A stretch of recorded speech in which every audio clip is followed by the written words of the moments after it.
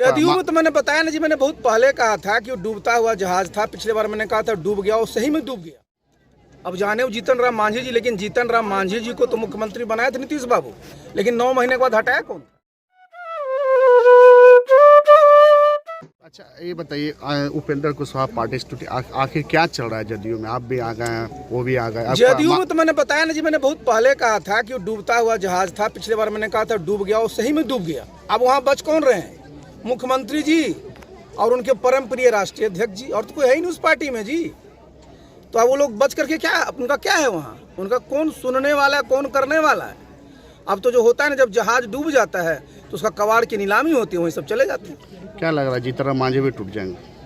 अब जाने वो जीतन राम मांझी जी, लेकिन जीतन राम मांझी जी को तो मुख्यमंत्री बनाए थे नीतीश बाबू, लेकिन 9 महीने के बाद हटाया कौन था?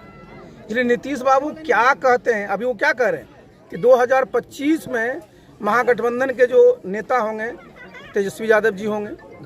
आप जरा समझिए कि नीतीश बाबू की पार्टी जो समता पार्टी से शुरू होकर के आया था, मैंने बताया ना, उनका संघर्ष ही उन लोग के खिलाफ था।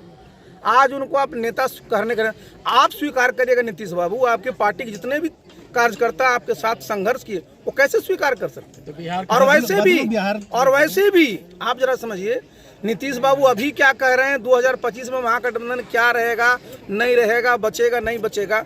तो जो तेजस्वी जी को कह रहे हैं वो पूरा होने वाला है, वो कभी नहीं पूरा होगा।